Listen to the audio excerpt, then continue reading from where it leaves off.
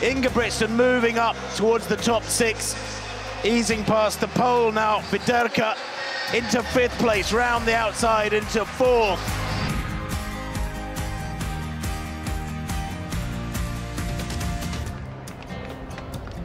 So, next track event coming up, the men's 1500 metres. Of course, we had the women's final last night. Ciara Mageean winning for Ireland, her compatriot Nick Griggs in this. We start on the outside with Pietro Arese of Italy. Round of applause I can hear behind me for him.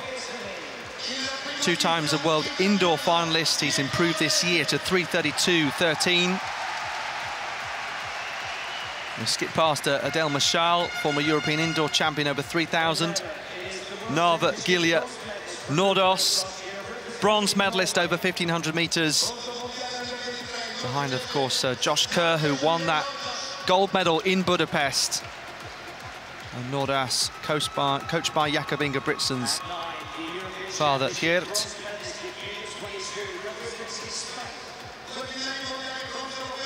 Garcia of Spain, sub 3:30 at best, always a mark of a world-class athlete.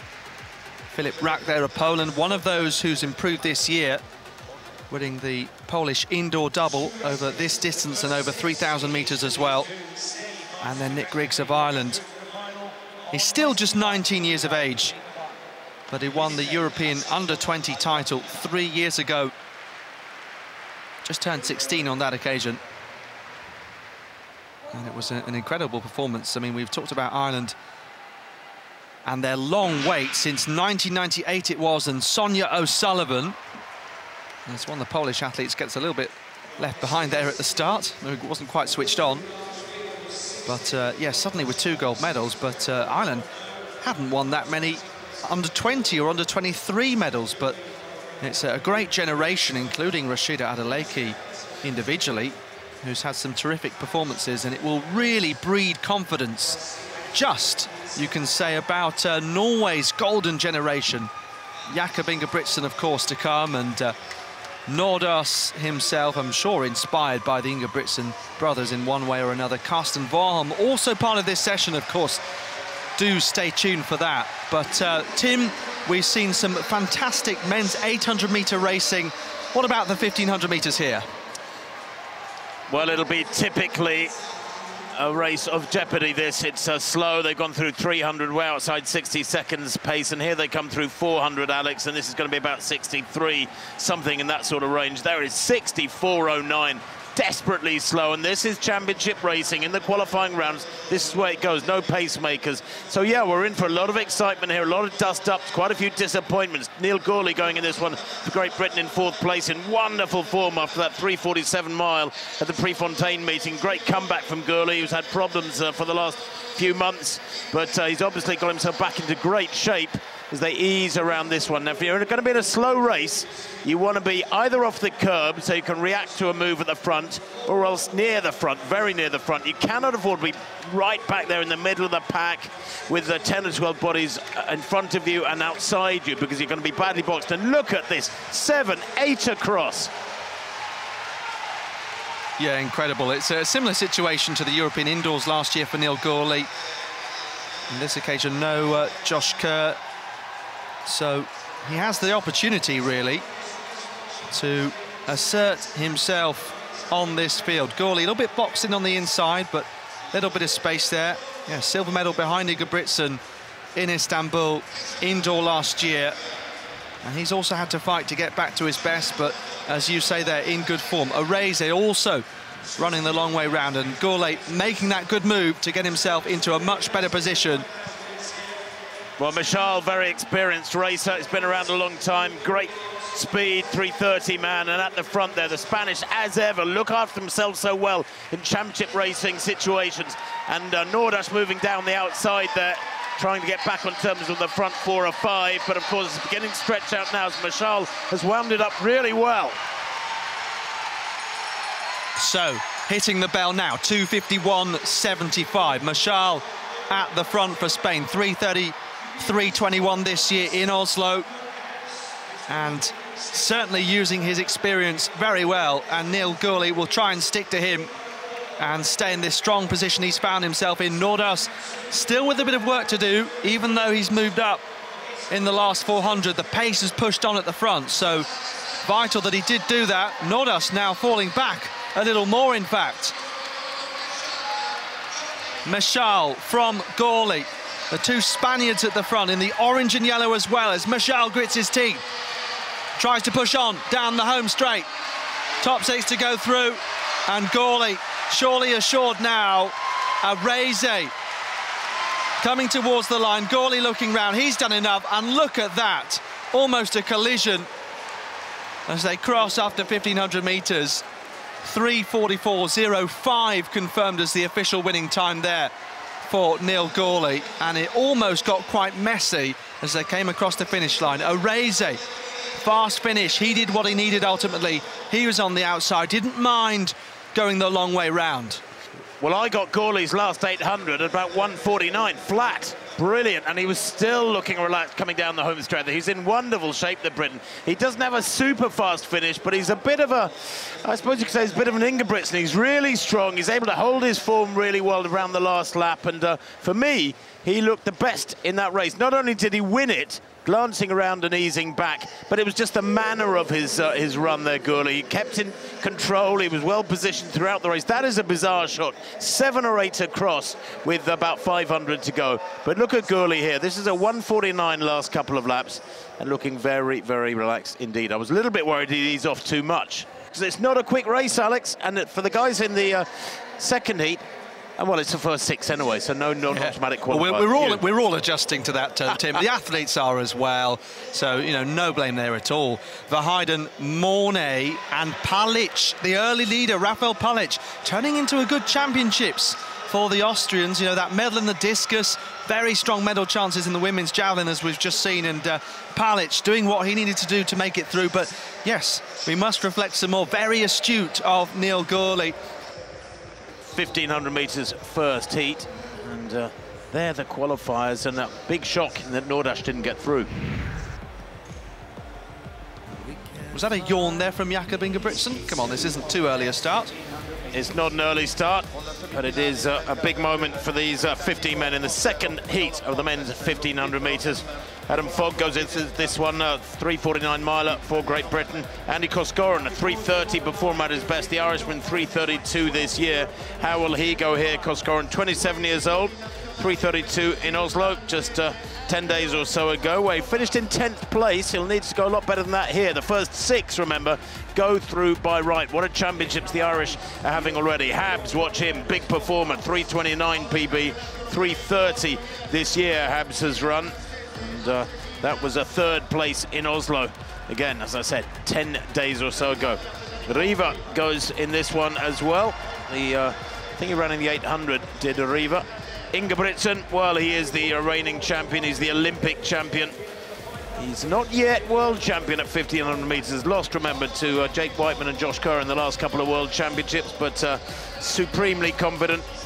He is the European record holder with 3:27.14. He's the fastest in Europe this year with 3:29, the only European under 3:30 in 2024, and the Norwegians, of course, here in good numbers and proudly waving their banner. Fjellström goes there for Sweden. He's a 3:34 performer. This likely to be a slowish race again. No non-automatic qualifiers. First 6 go through by right, so the same status for these fellas, and a much fairer system. First 6 go through by right, as in the first heat. Well, what will Ingebrigtsen do here?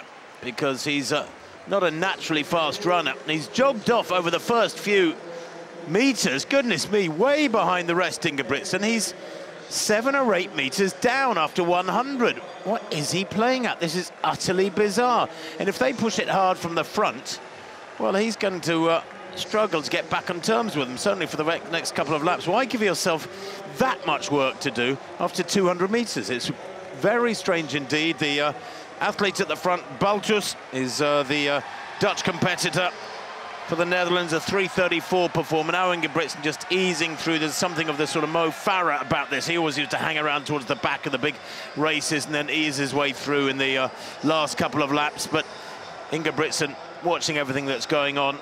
not wanting to get too involved. And I think probably wanting to economise. He has got that 5,000 final in his legs. Alex, I suppose, even though it was a few days ago. But Baltus leading here from Elmer of Switzerland. And this is not quick, but perhaps a little bit quicker than the first race. Well, yes, I mean, he does have that in his legs, but he's used to doubling up in this exact way at the last 2 European Championships and winning gold across both events. So I don't see it being a huge factor. When you consider also that he didn't have to run a preliminary round, and yes, if he wasn't feeling like doubling up, the fact that it was a straight final might have helped him in that sense. And trying to make a move through on the inside there. It's again a bit of a squabble in the middle. We've seen a couple of falls, particularly in that steeplechase heat where there was 3 fallers, I think it was. It all made very dicey, very nervous viewing. So they enter this penultimate lap with Ingebrigtsen right towards the back, boxed on the inside. He's got plenty of time, 2:01 at 800 metres. Remember the last 800 in the first heat, semi-finals in effect, just 2 races before the final, was about 1:49. Ingebrigtsen, you would think, would want to start easing round towards a more sensible position, but perhaps he's happy enough. Fogg of Great Britain on the shoulder of Baltus. He's running good tactical race at the moment, and Adam Fogg, although he didn't have a great run in Oslo last week, was disappointed with that. Koskoren now moving through, Andy Koskoren towards the bell. This is smart running from the Irishman. Baltus there in second. Fogg losing his position at the moment badly as they go through the bell. He's back in about 9th place, and it looks like there's a fall there, and there is. And 4 men have gone down. Oh, that's disastrous. That is disastrous. And the Swede, I think, is really suffering there. It looks like he's hurting. It's Pilstrom who's on the ground. The rest of them, though, easing through. And Fogg back in about 9th place now. Just doesn't look to have the legs. It's the first 6, remember, who go through by right. Ingebrigtsen moving up towards the top 6, easing past the pole now. Viterka into 5th place, round the outside into 4th. Very impressive last 300 this for Ingebrigtsen. He had it under control all the time, didn't he? Riva, the Italian, down the home straight in front. Ingebrigtsen down the outside, and Fogg run right out of this one. Bit of a disaster this for the Briton, as Riva is just passed by Ingebrigtsen there as they cross the line. 3:37, much quicker than the first race, but what a shame, what an untidy, messy race. And there will, of course, be reviews galore of that big instant just after the bell where 4 men went down. Pilstrom suffering the most of all of them, looked like he'd hurt himself. Hope it's not serious. Riva goes through to the 1500 final. But that is championship middle distance qualifying in that very race there. Typical. Violent pushing, shoving. Don't like to see anybody go down. Watch this again. Now, what causes it? Bang! It's the German who goes down. And then the Portuguese, and rolling around on the inside, the Belgian as well. That's a Vermeulen. Oh, dear. Well, Baltus, I think it was, in the Dutch vest there, the orange, put his hand on the back of Habs to try and get some space, but he was going down at the time, just couldn't stop himself from falling to the ground. The race did open up, of course, but not in the circumstances he would have hoped it would do. Ingebrigtsen kind of switched himself on there, as you said, with 300 to go, and made it so easy.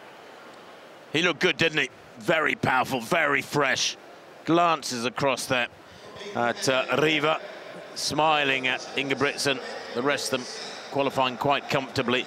Riva going through for Italy, and Meslek as well, the 2 Italians getting through without any trouble from that one. Looks like Koskoren there as well, but there's 3, 6, 7 men in shot, and the man missing out, well, it's the Spaniard in this one. Now, it was Fontes who went out in 7th place. The first 6 go through by right. Ingebrigtsen, Riva, Habs, Meslek, Koskoren, and Nada. And 2 Italians making it through to the final from that second heat. Confirmation again of those 6 who have gone through.